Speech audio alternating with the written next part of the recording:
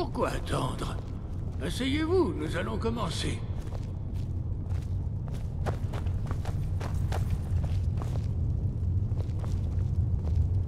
Nous vous attendons tous, enfants de dragon.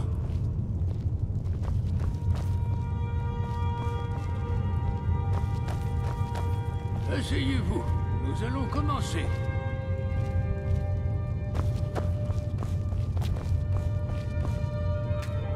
Puisque tout le monde est présent, prenez place. Nous allons commencer.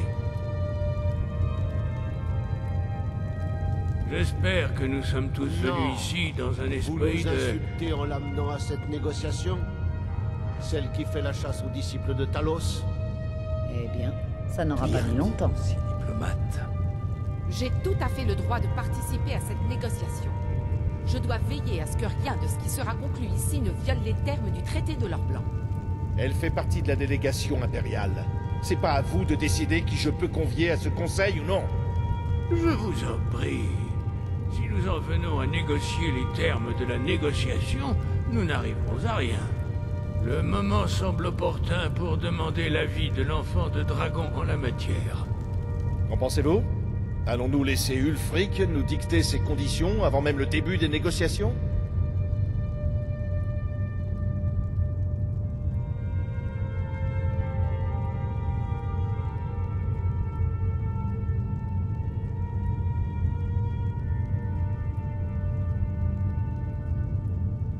Peut-être, mais nous aurions tort de faire des concessions avant même le début des négociations. Nous ne devons pas paraître faibles. Vous êtes faible. Plus vite vous en prendrez conscience, plus vite nous serons débarrassés de vous. Calmez-vous, Galmar.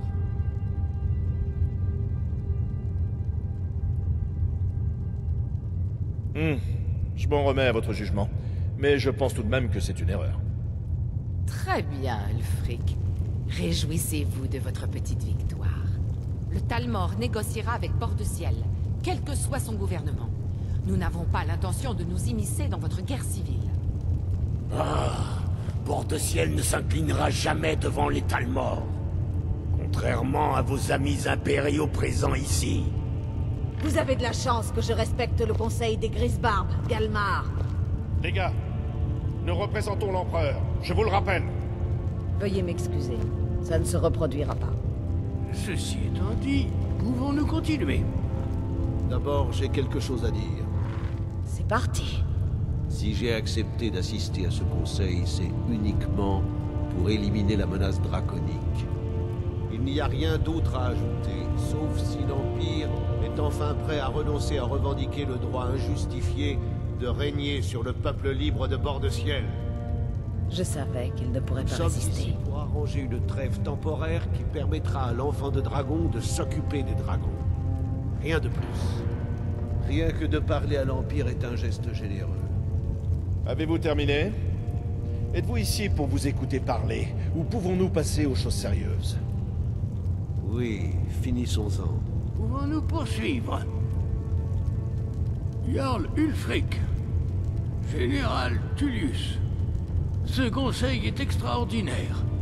Nous voici tous réunis ici à la demande de l'enfant de dragon. Je vous prierai de bien vouloir respecter l'esprit du haut Hrothgar et de faire votre maximum pour tenter d'engager un processus de paix durable en Bord-de-Ciel. Qui souhaite ouvrir les négociations? Oui, mettons-nous au travail. Nous voulons prendre le contrôle de Markarth. C'est le prix que nous exigeons pour accepter une trêve. Ainsi, c'est la raison de votre présence ici, Ulfric? Vous osez insulter les Grisbarbes en utilisant ce conseil à vos seules fins? Jarl Elisif. Général, Laissez-moi faire. c'est scandaleux. Vous ne pouvez pas prendre cette demande au sérieux. Je croyais que nous étions là pour discuter d'une trêve. Elisif, je vous ai dit de me laisser faire. Ulfric, ne me dites pas que vous vous attendez vraiment à ce que nous cédions Markarth sur la table de négociation. Vous espérez que ce conseil vous rapportera ce que vous n'avez pas réussi à gagner en combat, c'est ça? Je suis sûr que le Jarl Ulfric prévoit une contrepartie. Oui, ça ne lui ressemblerait pas du tout. En échange, Attendez, Général. Vous n'avez tout de même pas l'intention de livrer Markarth à ce traître? C'est comme ça que l'Empire nous remercie de notre loyauté? Assez! Que les choses soient claires. Ce conseil n'était pas mon idée. Personnellement, je trouve que c'est une perte de temps. Vous avez trahi l'Empire, et vous ne méritez qu'une chose, la mort. Et moi, au moins, je négocierai de bonne foi. Comme nous sommes tous ici sur votre demande, j'aimerais savoir quelle valeur vous accordez à Marquardt.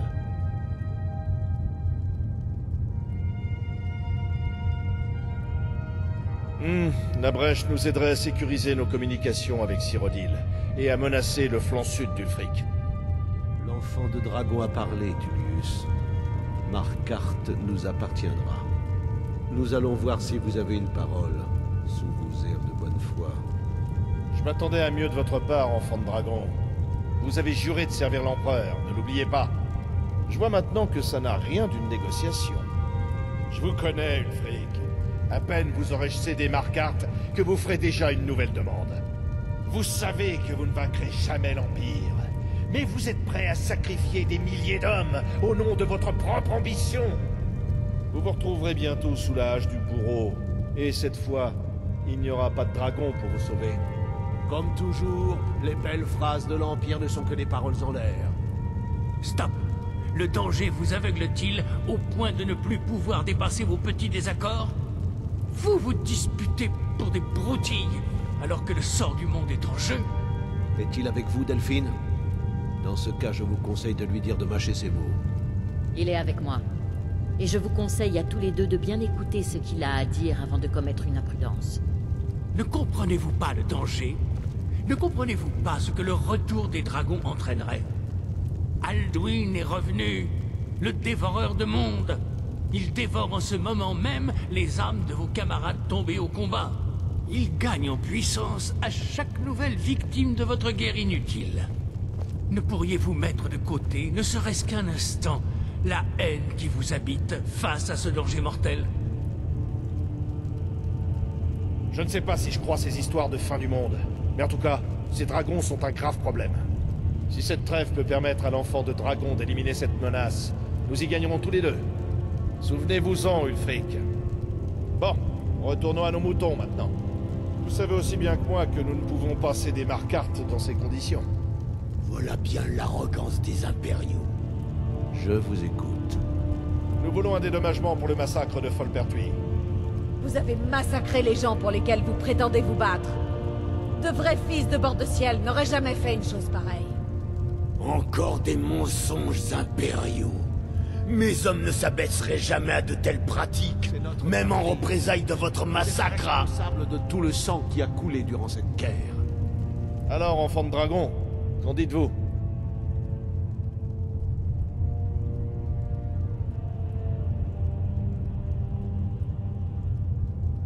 Je m'attendais à mieux venant de vous. Une fois encore, l'Empire est accusé de crimes qu'il n'a pas commis. Vous savez très bien que je ne peux pas accepter ces conditions. L'empereur renierait ce traité et je serais démis de mes fonctions.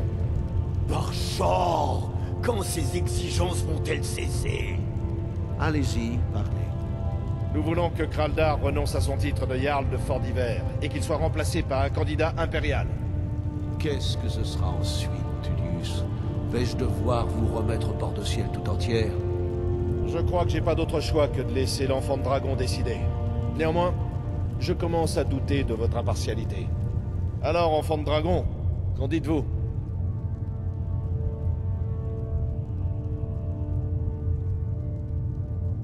Je savais que je pouvais compter sur vous.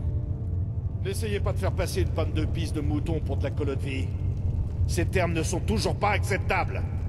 Vous voyez à quoi ça nous avance de discuter avec eux? Allez-y, parlez.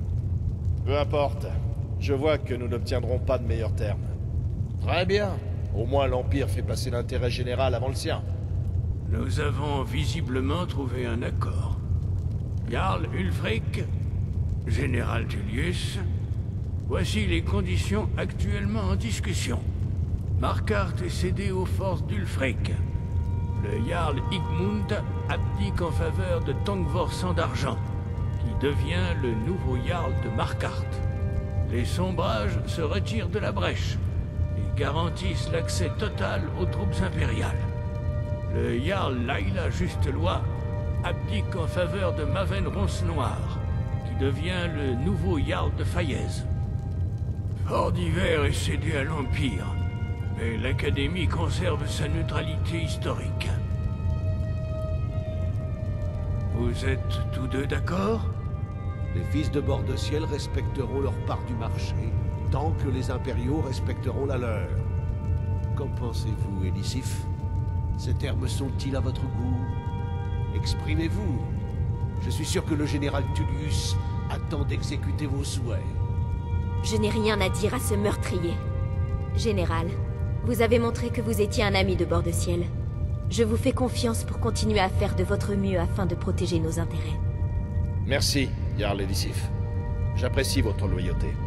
Ces termes favorisent manifestement les rebelles. Tout le monde en est conscient. Mais l'Empire les accepte, jusqu'à ce que les dragons ne représentent plus une menace. Après ça, Ulfric, nous réglerons nos comptes. Je vous le promets.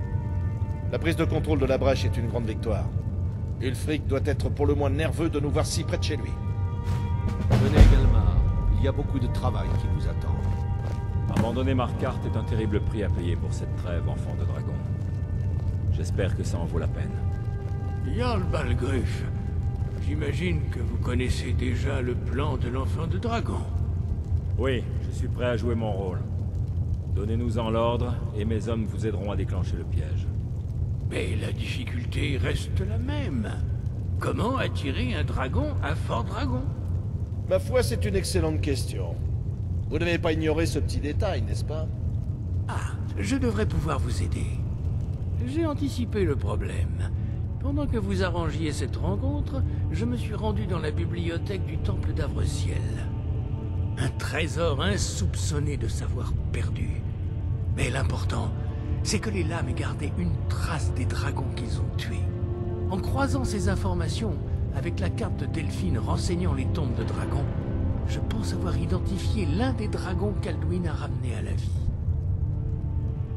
Oh, ouvrez les yeux! Les noms des dragons sont toujours composés de 3 mots de puissance, 3 cris. En utilisant la voix pour appeler le dragon, il vous entendra, où que vous soyez. Rien ne l'y oblige, mais les dragons sont très fiers de nature et détestent refuser un défi. Après votre victoire sur Alduin, votre voix intriguera certainement ce dragon. Selon moi, il ne pourra pas résister à l'envie de vous affronter. Ah, bien sûr. Je ne maîtrise en rien la voix comme ces messieurs, mais il doit être écrit sur ce parchemin. Odd Aving, chasseur des neiges ailées. C'est ce qui est écrit. J'espère que vous pourrez tirer parti de cette trêve. Elle ne durera pas.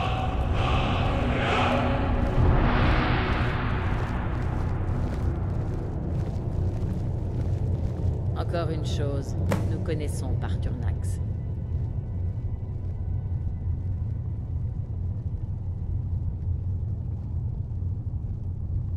Parturnax, le dragon que les Grises Barbes protègent depuis tout ce temps. Il faut qu'il meure. Il mérite de mourir. Et c'est à vous qu'il revient de le tuer. Tant qu'il n'est pas mort, eh bien, désolé, mais nous violerions nos serments de l'âme si nous continuions à vous aider.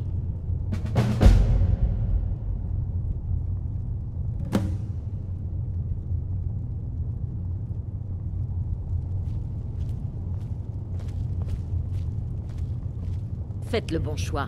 Parturnax mérite de mourir. Nous n'avons rien à nous dire tant que Parturnax est vivant. Faites votre choix, enfant de dragon. Vous êtes avec nous ou contre nous. En résumé, voilà pourquoi. Il a aidé Alduin à asservir nos ancêtres. Il a peut-être fini par trahir Alduin, mais cela le rend encore pire à nos yeux. Nous ne pouvons pas laisser à Parturnax l'occasion de nous trahir à notre tour et de redevenir fidèles à son vieux maître.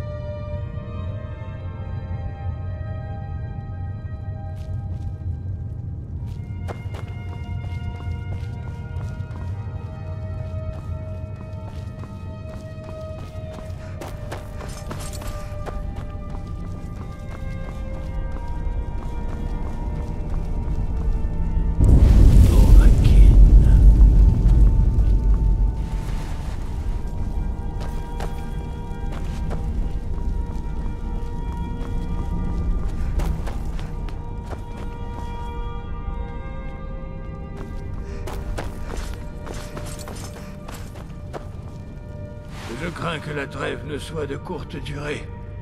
Le général Tullius saisira la moindre opportunité pour reprendre le dessus. Vous comprenez maintenant la raison de mes mises en garde. Ces barbares sont assoiffés de sang. Oui, mais comprenez que sous le joug d'Alduin, tous les dragons le soutenaient. Il ne pouvait en être autrement. Sans Parturnax, Alduin n'aurait jamais pu être renversé. Il a été le premier à enseigner aux hommes l'usage du Tuhum.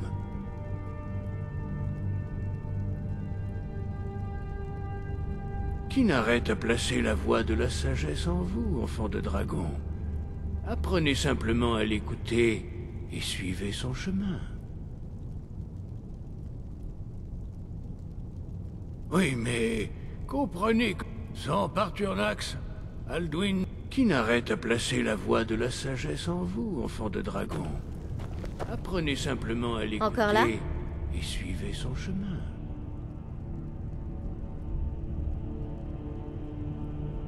Alors Le allons-y. vent vous guide.